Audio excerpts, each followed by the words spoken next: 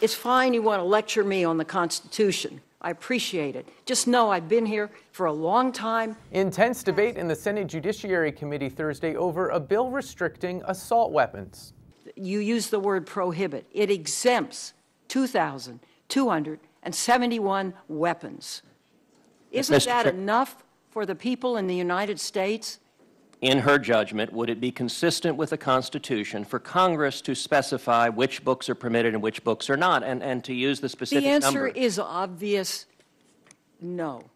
The bill passed on a narrow party line vote, sending it to the full Senate, where passage is seen as fairly unlikely.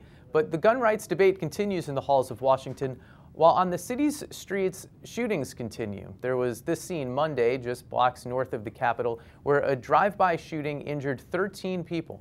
But headline-making mass shootings obscure a truth about gun violence. Most deaths are the result of urban crime, not deranged mass shooters. One Washington group is attempting its own solution, and tonight, Post-video journalist Whitney Shefty takes us to the Life After Homicide ministry. But our kids, that might be for that one that did it at the school, the white boy in Colorado. But when it's our kids that's shooting, they didn't go to the gun show. They didn't go to none of those things that we trying to. Right. So if we're talking about how do we stop gun violence here, we got to use a different technique.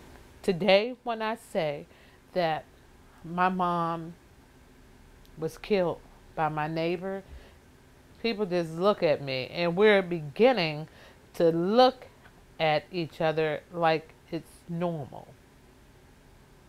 But even though he got murdered by the little girl's father, it says a lot that, you know, we have homicide right here in our area. It's not as broadcast as it is, say, for the other, like the Sandy Hook shootings, all the other mass shootings or other homicides in other areas.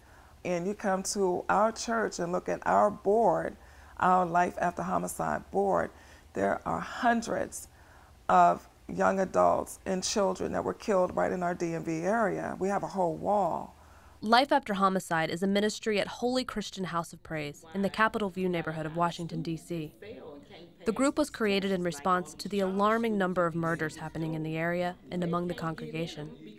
In 2012, in D.C.'s 6th Police District, an area of fewer than 10 square miles that encompasses Capitol View, 19 lives were lost to gun violence, and 55 people were wounded in shootings.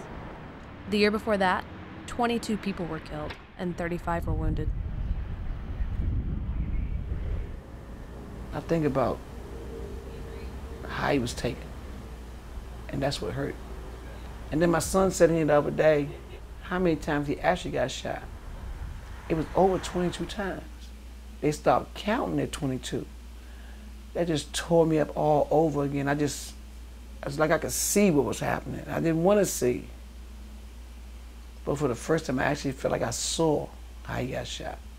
I was basically told that some guys had gotten into a fight at the Comcast Center, and that night they came to retaliate, and they shot into a crowd of kids while they were out there celebrating, and my daughter ran when she heard the gunshots and got struck in the back, and she died instantly.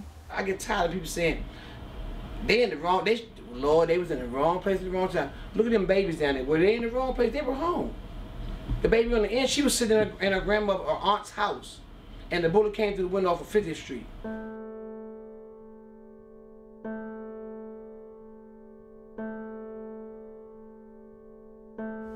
People that I've known that have been murdered, 40 or 50 people in the last 20-some years, maybe more than that. When you see people get shot, you didn't know if they died or not because you're too busy running. But you hear the next day they died. You're not gonna stand and look and see who's getting shot because you're not gonna try to get shot. You ain't gonna try to see who find the gun because you be running. And if you got any sense, you keep on running. Which we did, we ran, hid. Because we go come around the corner, pow, pow, pow, you go the other way. The next day you hear they died. Who shot them?